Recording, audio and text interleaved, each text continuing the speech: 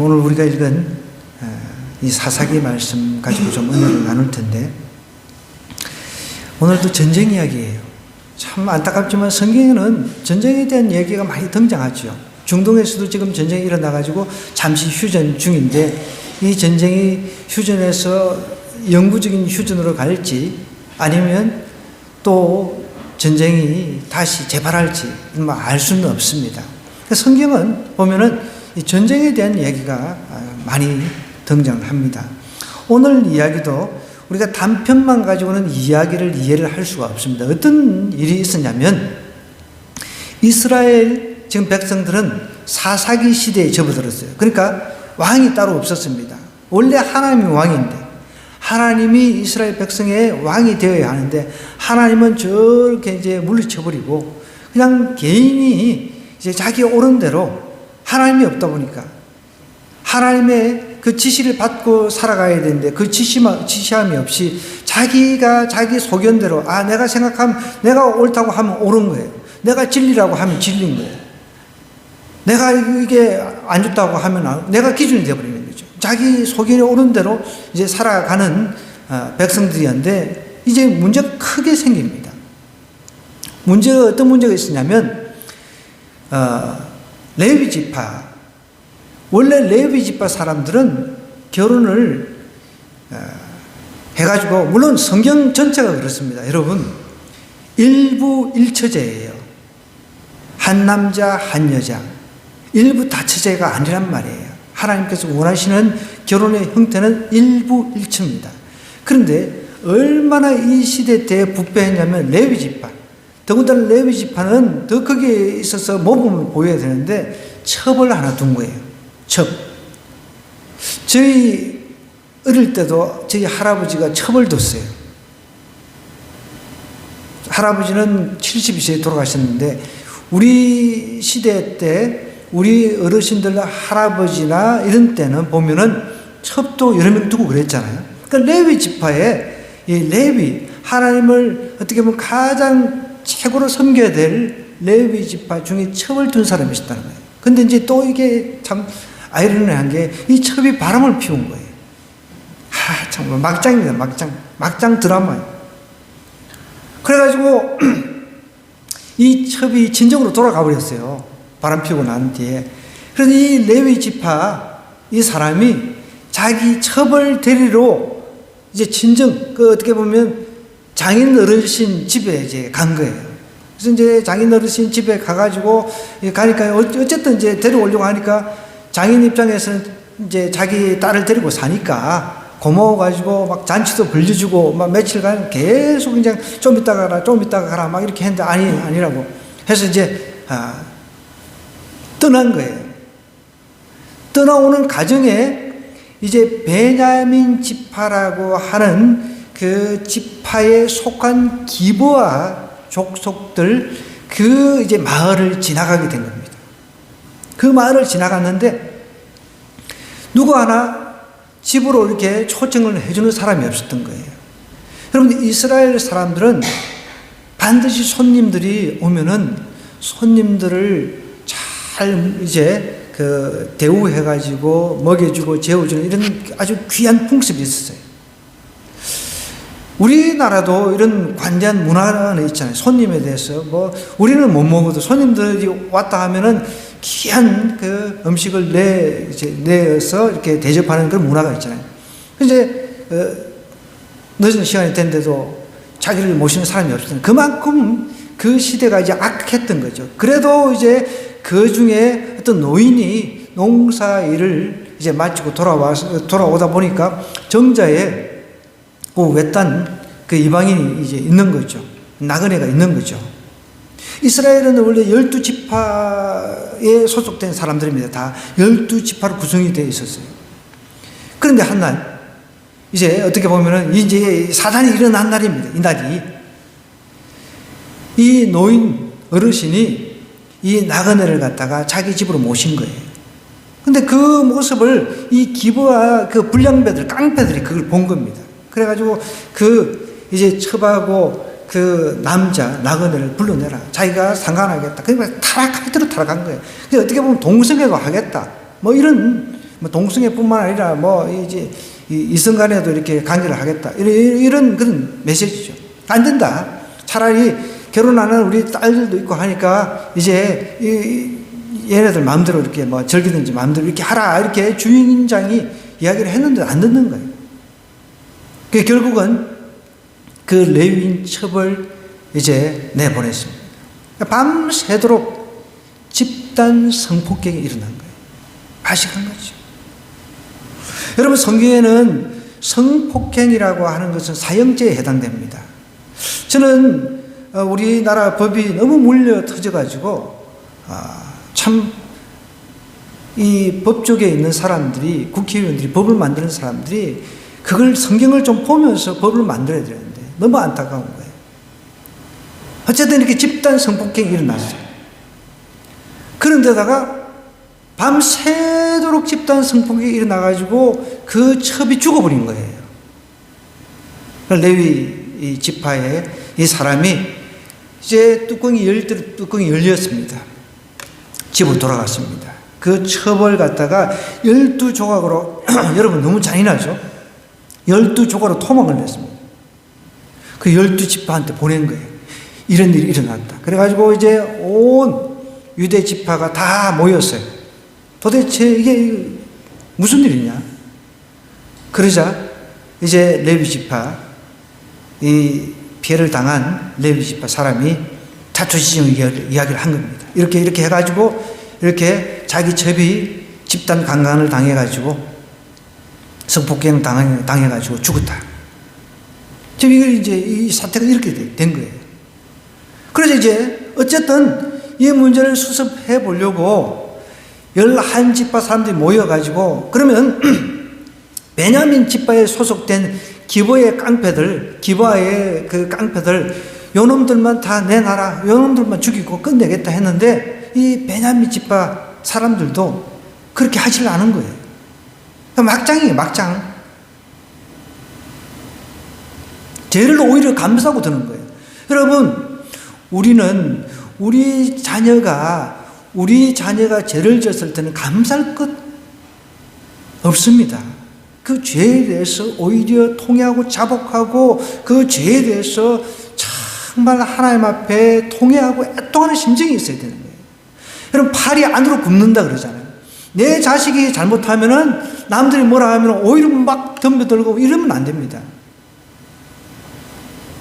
예전에는 학교에서도 우리 자녀들이 선생님한테 혼나고 오면은 어떻게 해요?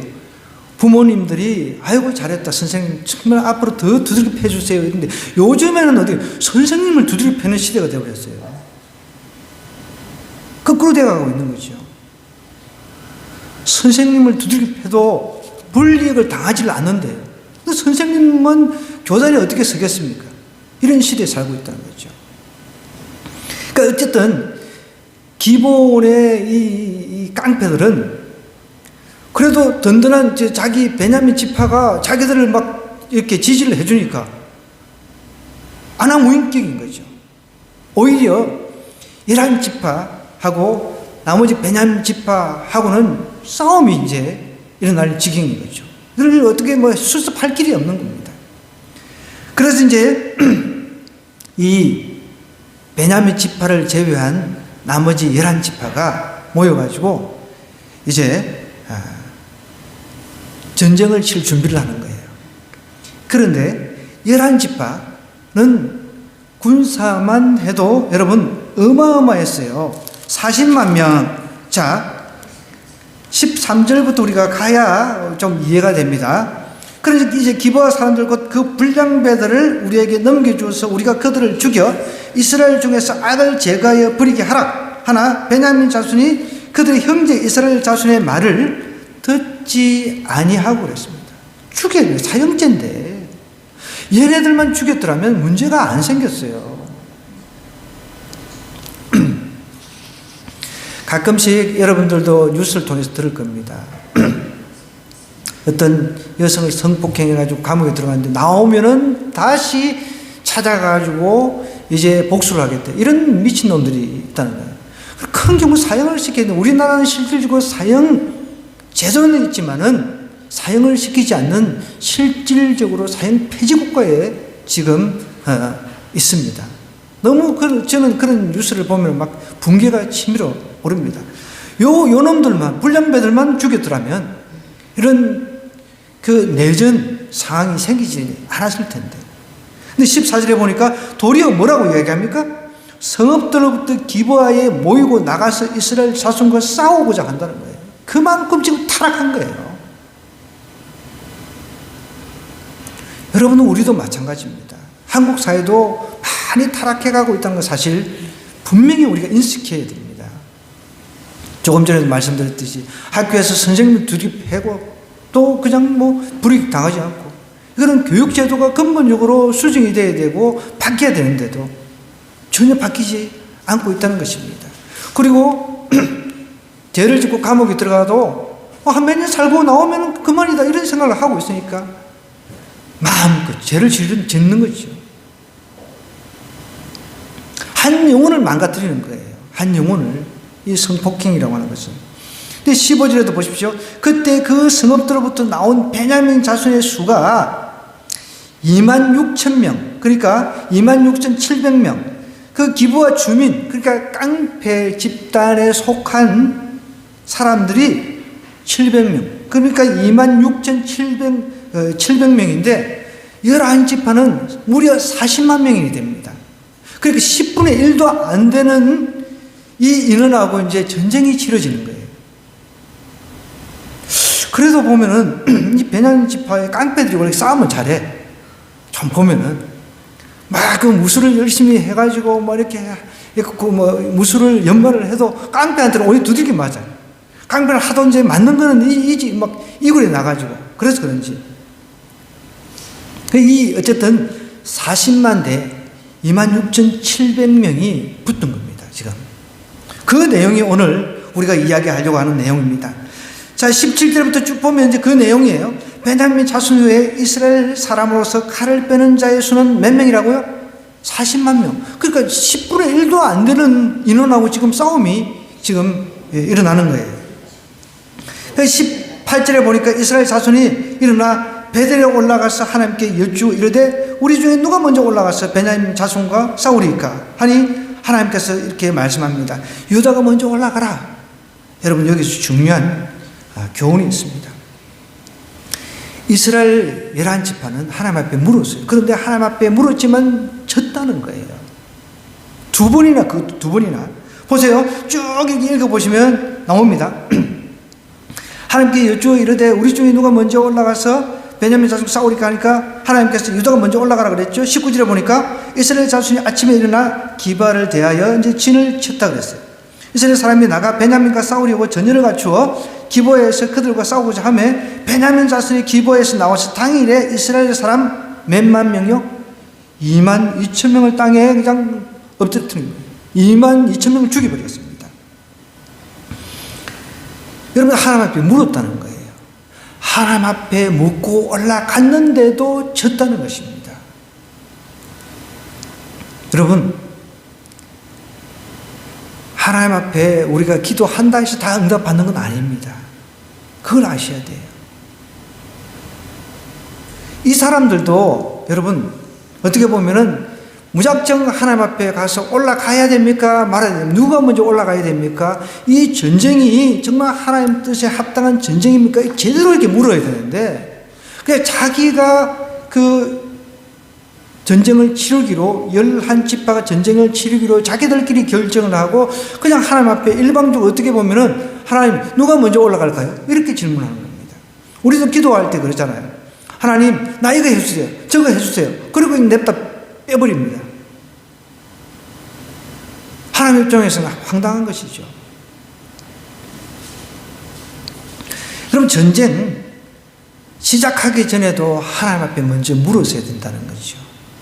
하나님 이 전쟁 진짜 어떻게 해야 됩니까? 시작을 해야 됩니까? 말아야 됩니까? 이렇게 해야 되는데 이미 자기들끼리 다 결정을 해놓고 어떻게 보면은 하나님 누가 먼저 올라갈까요? 이제 이렇게 질문을 하고 있다는 것이죠.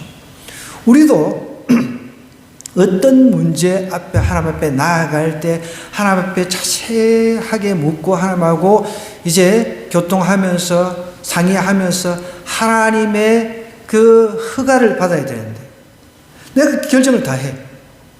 저도 이제 상담 같은 걸 많이 하잖아요. 그러다 보면은 제가 딱 보면 알아요. 자기들이 이미 결정을 해가지고 오는 걸 알아요.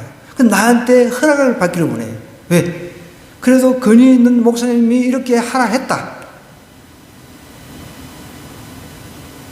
남들이 너 왜 이런 결정을 했어? 그러면 목사님이 이렇게 하라고 했다고. 그런 식으로 많이 찾아옵니다. 제가 그걸 다 알죠. 하나님 앞에 묻고 하나님 앞에 응답을 받았다면 저한테 찾아올 이유도 없죠. 여기 이스라엘 그 총회 지파들도 마찬가지입니다. 하나님 앞에 묻기는 잘 물었어요. 그런데 패배를 했단 말이에요.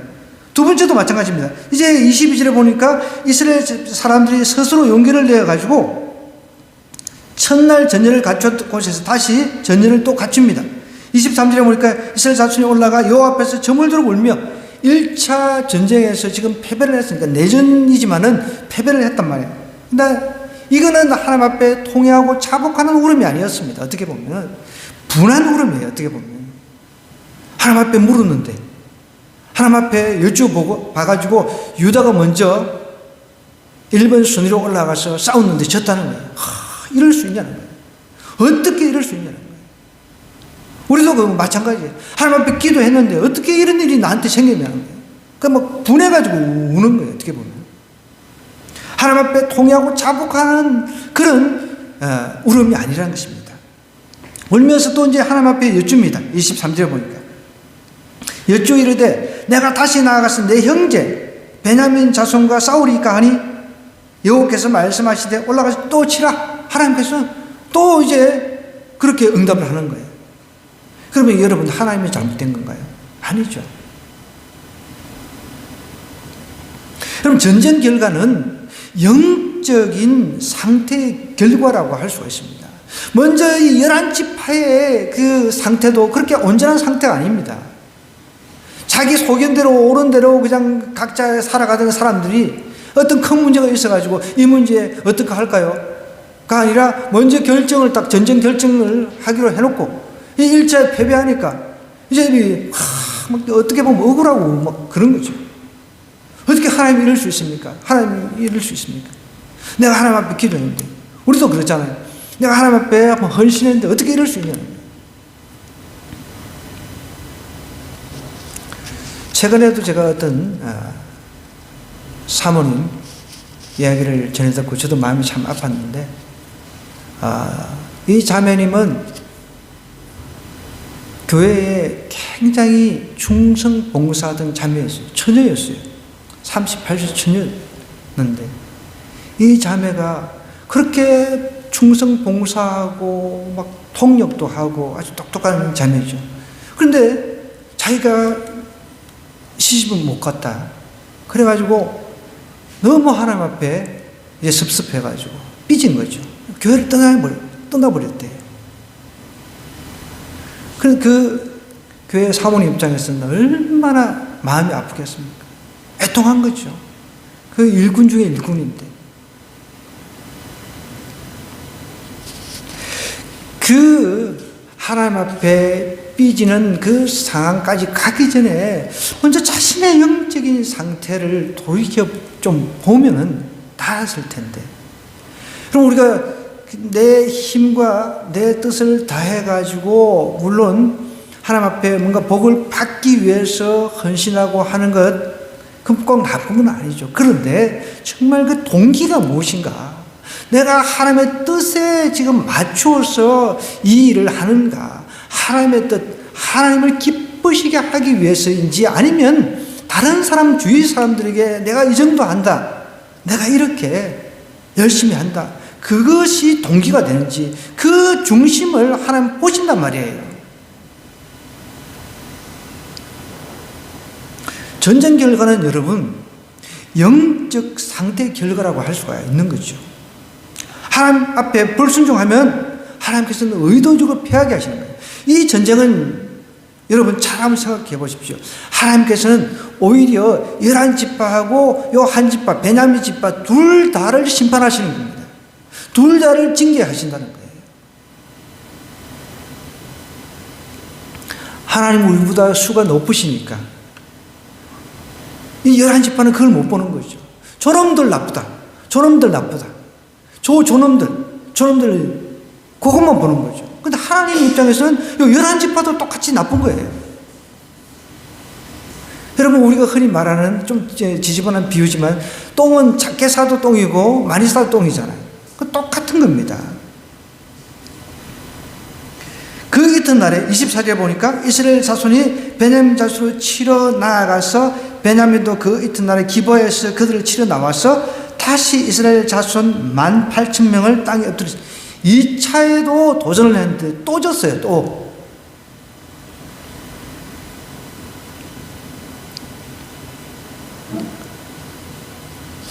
하나님께 불순종하면 하나님은 패배케 합니다.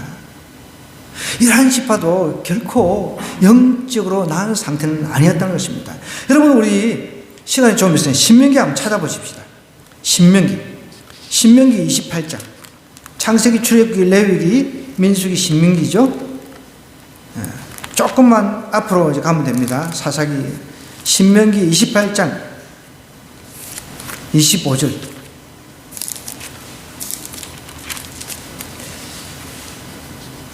신명기 28장 25절. 제가 가지고 있는 304쪽 구약. 이거는 지금 일어나는 전쟁, 현대에서 일어나는 전쟁, 또 우리 삶 속에 다 적용이 된다고 봅니다. 자, 같이 한번 읽어볼까요? 여호와께서 내 적군 앞에서 너를 패하게 하시니 내가 그들을 치러 한 길로 나가서 그들 앞에서 7길로 도망할 것이며 내가 또 땅의 모든 나라 중에 흩어지고, 뒤에는 좀 더 무시합니다. 26절. 내 시체가 공중의 모든 새와 땅의 짐승들의 밥이 될 것이나 그것들을 쫓아줄 자가 없을 것이며, 또 27절도 볼까요? 여호와께서 애굽의 종기와 치질과 괴혈병과 피부병으로 너를 치시리니 내가 치유받지 못할 것이며, 치유도 안 된다는 거예요. 무시무시하게 오히려 저주를 하고 있습니다. 전쟁에 패할 수 있다는 겁니다. 그 패하는 원인이 뭐냐는 거예요. 영적인 상태가 전쟁의 패배의 결과라는 것입니다.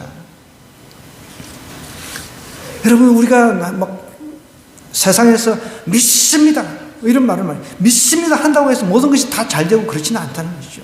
믿습니다 하기 전에 나의 영적 상태를 먼저 점검하라는 거죠.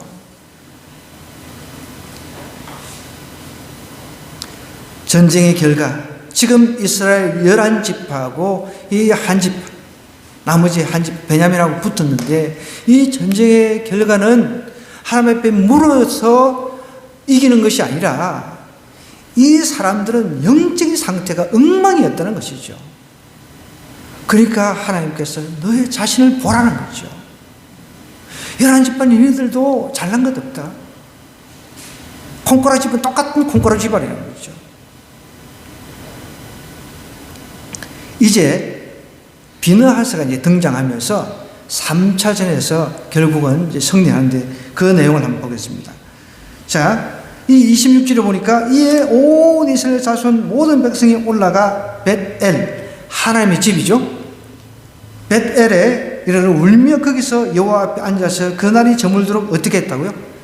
금식했다고 그랬습니다. 또 번제와 화목제를 여호와 앞에 드렸다는 것이죠. 제대로 된 거죠. 여러분, 번제라고 하는 것은 그 양이라든지 소를 잡아가지고 각을 떠가지고 완전히 전체를 하나님 앞에 헌신하는 그런 의미의 제사입니다. 화목제는 우리가 지금 관계가 지금 틀어졌어요. 하나님하고 지금 백성들하고 관계가, 백성들이 죄가 있으니까 하나님하고 사이가 안 좋아요. 거기에 이제 화목제를 통해서 하나님과 백성들의 관계를 화목케 하는 제사입니다. 그거를 통해 가지고 회개하고 이제 돌이켜 본 거죠. 금식하면서 이제 자신의 죄들을 본 것이죠. 그제야 승리가 11지파에게 주어졌다는 것입니다. 여기 보면은 26절부터 쭉 35절 내용이 그거거든요. 27절에도 보면 이스라엘 자손의 여호와께 물으니라. 그때는 하나님의 언약궤가 거기 있었다 그랬습니다. 언약궤는 여러분 성막, 나중에 제가 좀 성막에 대해서 우리 전심 식사 후에 좀 자세하게 한번 조금 오늘 어르신들한테 이렇게 좀 가르쳐 드리려고 하는데, 이 성막은 성소와 지성소가 있는데 가장 안쪽 지성소에 언약궤가 있어요. 대제사장이 피를 가지고 거기에 1년에 1차씩 한번 들어가서 하나님을 만났습니다. 그 언약궤 안으로 이 비느하스가 들어가서 직접 하나님, 우리가 2차까지 이렇게 전쟁을 치렀는데 실패했습니다. 정말 통회하고 금식하면서 자복하면서 이제 화목제까지 드리고 앞으로 들어갔단 말이에요. 그제서야 하나님께서 응답을 하셨다는 거죠. 하나님의 언약궤가 거기 있었고 아론의 손자인 엘르아살의 아들 비느하스가 그 앞에 모시고 섰더라. 비느하스는 여러분, 이 사람은 어떻게 보면 굉장히 정의에 불탄 사람이었어요. 이스라엘 사람들이 죄 짓는 그것을 갖다가 정말 막 못 뽑는 사람이에요. 이 사람이 그래도 이때까지 아마 살아있었던 것 같아요. 비느하스가 하나님 앞에 들어가서 이제 물은 거예요. 비느하스가 그 앞에 모시고 섰더라. 이스라엘 자손들이 여쭈기를 우리가 다시 나아가 내 형제 베냐민 자손과 싸우리까 말리까 하니 여호와께서 이르시되 올라가라. 여기서 이제 뭐라고 아주 중요한 이야기가 나옵니다. 내일은 내가 그를 내 손에 넘겨주리라. 내일은 확실하게 승리하겠다. 1차, 2차 때는 물었지만 승리하겠다는 이런 말이 없었어요. 여러분, 우리가 하나님 앞에 어떤 문제를 놓고 기도할 때도요, 잘 분별을 해야 됩니다. 그래서 기도할 때는 늘 저는 기도할 때 이 성막 기도를 합니다. 항상 이 성막을 생각하면서 저 지성소 앞으로 나아가는 기도를 하는데, 항상 이 성막에서는 물두목이라고 하는 회개의 장소가 있습니다. 나의 죄를 이제 구하면서 회개하고 하나님 앞에 나아가는 거예요. 그렇게 할 때, 통회하고 자복할 때 하나님의 응답이 있다는 것입니다. 여러분, 통회하고 자복하면 하늘 문이 열립니다. 우리 옆 사람한테 이렇게 인사하십시다. 회개, 통회하고 자복하면 하늘 문이 열립니다.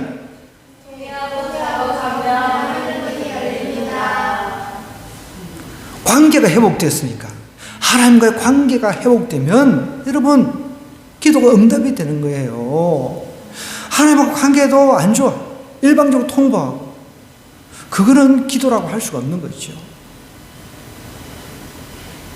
날이 저물도록 금식하고, 그러니까 날이 저물도록 하루 종일 금식하고 번제를 드리고 화목제를 하나님 앞에 드렸다는, 관계가 회복됐다는 것입니다. 그러니까 내일은 이긴다, 승리하게 해줄게, 이런 응답을 받았다는 것이죠. 여러분, 이스라엘 연합지파는 저 한 지파 베냐민 지파 그냥 끝장내버리겠다, 그냥 멸종을 시켜버리겠다, 이런 징계하겠다라고 하는 이 명분만 있은 거죠. 명분에만 집중을 했습니다. 그 싸움이 하나님의 뜻에 합당한지, 이게 과연 하나님의 뜻에 합당한지, 거기에 대해서는 전혀 생각을 안 했다는 것이죠. 그러면 우리도 마찬가지예요. 어떤 기도 제목을 가지고, 중요한 기도 제목이 있어요. 그러면 그 기도 제목을 가지고 막 기도를 하잖아요. 그럼 정말 이것이 하나님 뜻에 합당한지, 그거를 하나님께 물어야 된다는 거예요.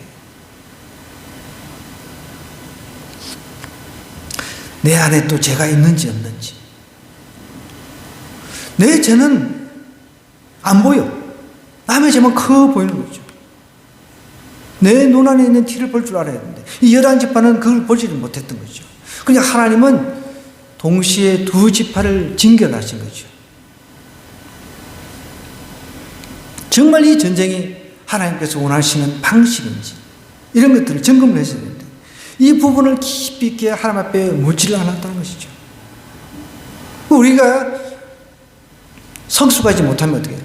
하나님 이거 주세요, 저거 주세요. 막 하나님 앞에 막 다 맡기는 것처럼, 막 온 세상 다 맡기는 것처럼 막 하나님 앞에 내 나라고, 내 나라고. 전 세계 인구가 그 하나님 앞에 내 나라고 이렇게 막 외치잖아요.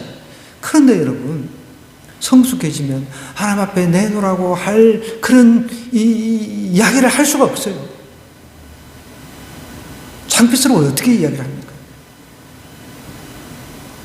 하나님 앞에 이제 깊이 나아가다 보면 하나님과 관계가 회복되다 보면요, 그냥 감사의 기도 제목밖에 안 나옵니다. 성립케 하시는 것은 그 싸움이 어떤 그 명분을 가진 나에 달린 게 아닙니다. 먼저 영적으로 내가 하나님 앞에 가까이 나아가 있느냐, 화목한 관계를 지금 이루고 있느냐, 그것을 볼 줄 알아야 된다는 거죠. 여러분, 문제가 막 꼬여 있고 막 그런 경우도 많이 있잖아요. 그럴 때는 하나님 앞에 나아가서 그 문제를 들여다보기 이전에 하나님과의 관계가 내가 꼬여 있거나 깨어져 있는가, 그것을 점검해야 됩니다. 그것만 회복되면 하나님께서 왜 자녀에게 좋은 것을 주시지 않겠습니까?